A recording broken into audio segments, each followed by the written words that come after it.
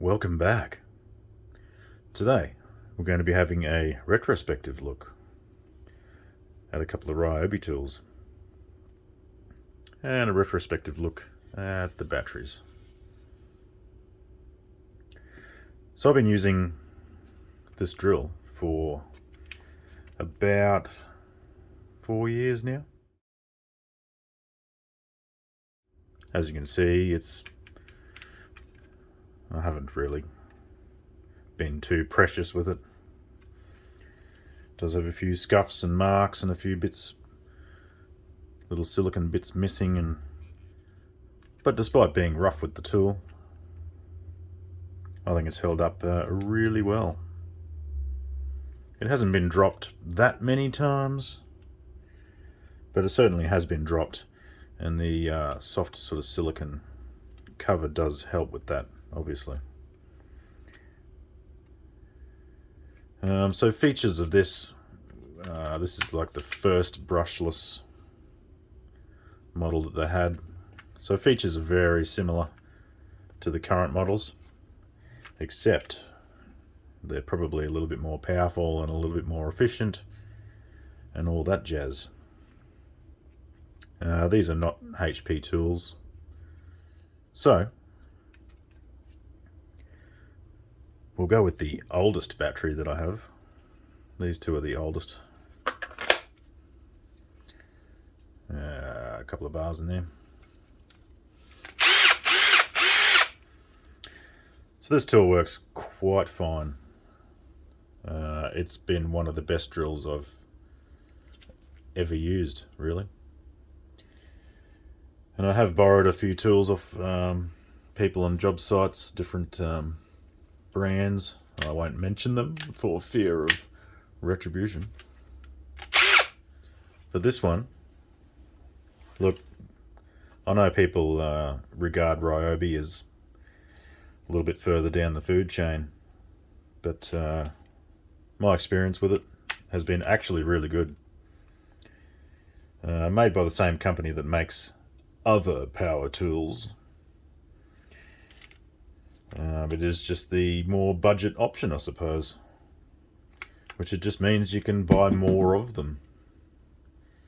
You know, if I had to buy all these batteries, which I do actually have more, this is just, there's a couple more I have, but if I had to buy all those batteries in Metabo or something,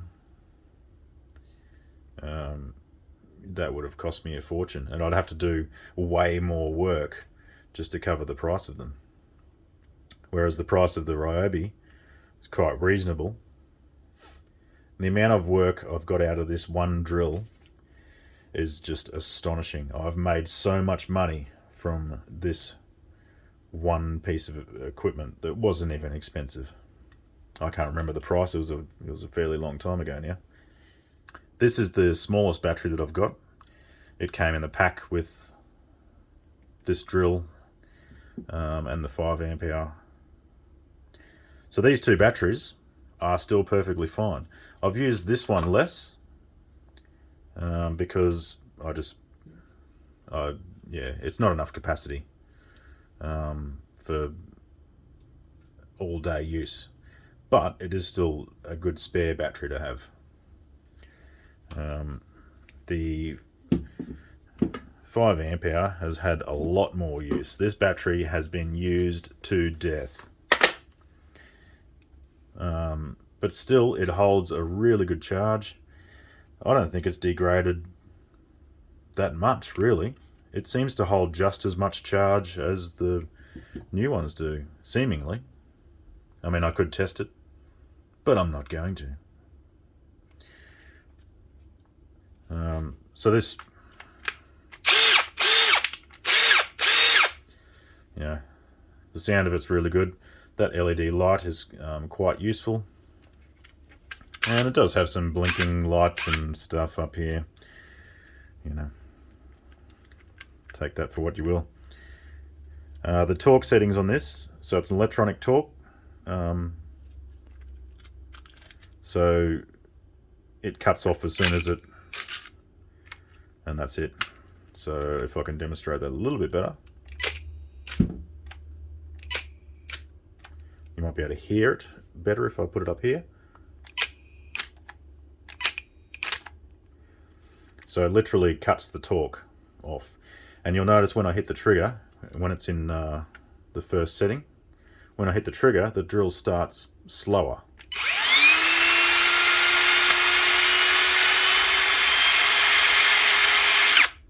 And it builds up over time. So if you notice that, when you jump it up into the higher settings, I usually just keep it in number 10 because I just use trigger control. But in 10 it starts instant power. So a big difference. So it is handy for doing tiny little screws and stuff. But I don't use this for putting screws in anymore because of the impact drivers. They've gotten so good over the years that these are almost null and void for putting screws in of any type. But the amount of drilling and screwing and countersinking, hammer drilling, because it does have a hammer drilling setting too.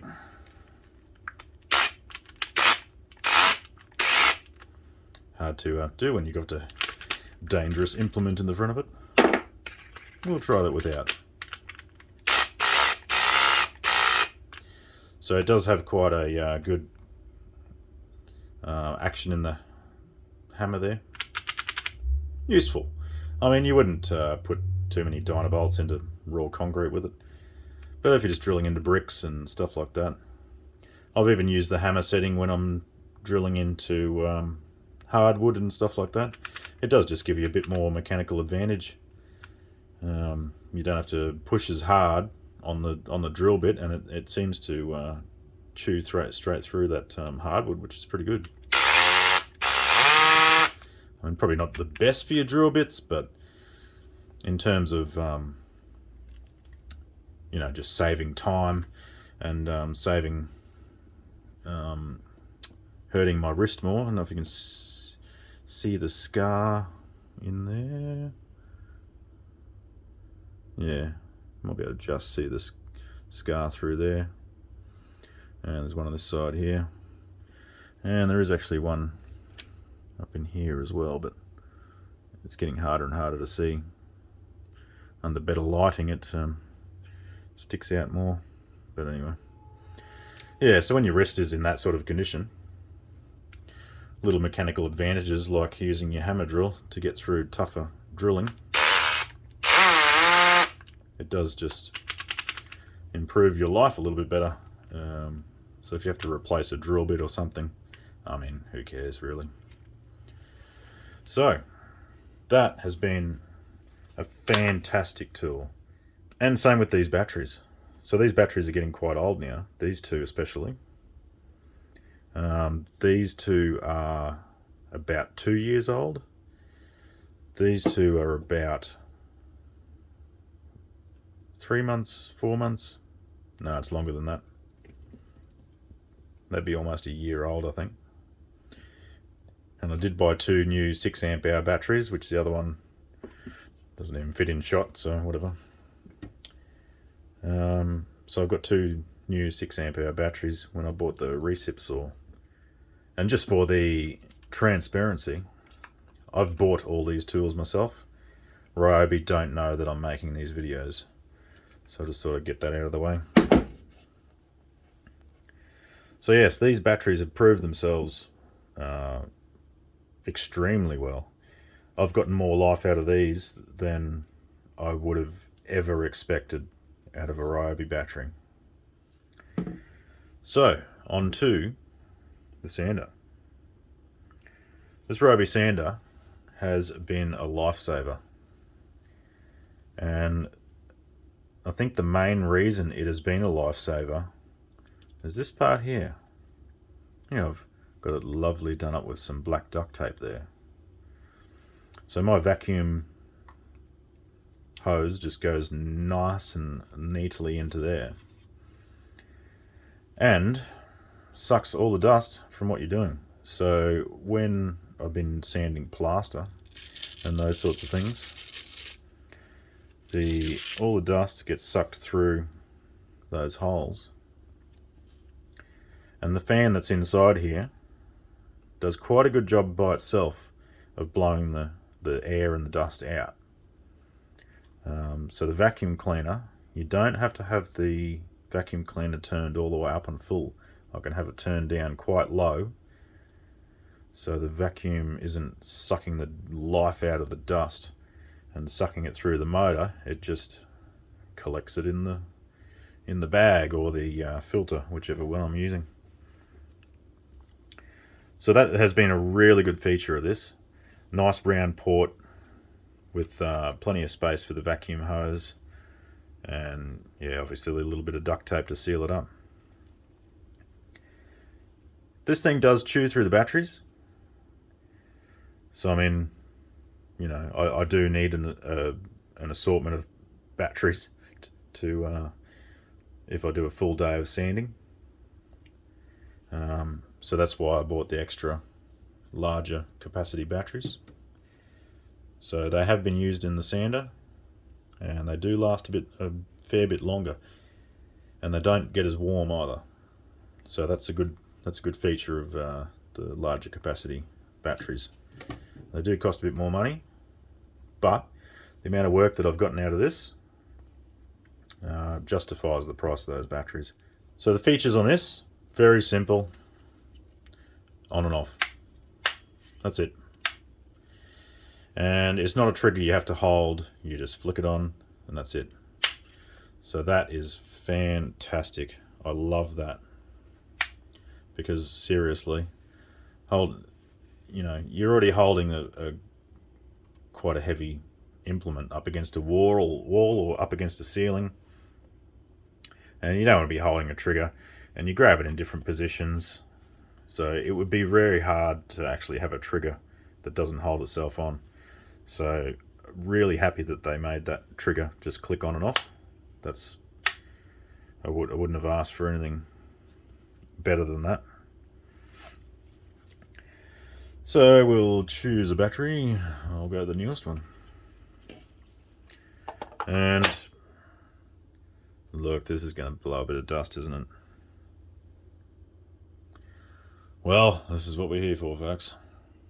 I'll just have to clean up wherever the dust goes, which is probably everywhere. Yeah, it wasn't too bad. Okay, that's enough dust. So it turns on. It's not too loud, as you could have quite easily heard. But I do wear earplugs when I'm using this, just because you're holding it for quite a long time, and the noise does get quite irritating after a while. So yeah, wear your earplugs with this one. So now that I have dust everywhere, dust and some crumbs and stuff. Yeah, so this tool has been quite the lifesaver. It has saved my wrists from doing a lot of manual sanding, and the vacuum port does a great job of collecting all the dust, and especially the fine dust. So after a full day of sanding with this, of plaster, I had just a very small pile of larger particles on the floor, which I swept up with a brush and dustpan, and that was it. So literally all of the fine dust got sucked through the fan and into the vacuum cleaner.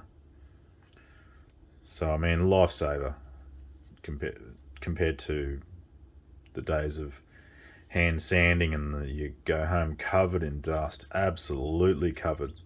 So in terms of longevity, this tool is about a year old, and I've been using it a fair bit for plaster sanding and also for timber sanding as well. So I've used the rougher pads for sanding back some timber. So this has been well worth it. I've made my money back, definitely, from this, and it's also saved my very painful wrists from doing all that hard yakka with the manual sanding. Obviously it doesn't fit into corners, but if that's all you have left after using this, sanding a couple of little corners, really not that hard. So that's the Ryobi Brushless Hammer Drill and the Ryobi non-brushless sander. Random sander, I think they call it. And this has been a quick rundown on the batteries. Look, I do suggest buying the larger capacity batteries. The 4s I got just because they were in a pack and they were a little bit cheaper. But I do suggest getting the 5s. They are a little bit heavier to deal with, but the capacity is far superior, especially to little ones like this. I mean, these are nice and light, so if you're in a tight spot, because the drill is quite heavy, so if you're in a tight spot, you know, you can put the light battery in and it's not so heavy to deal with. But I don't use that battery for much. I only use it for those tight little spaces because it's just handy for that. So any proper drilling, always use the bigger batteries.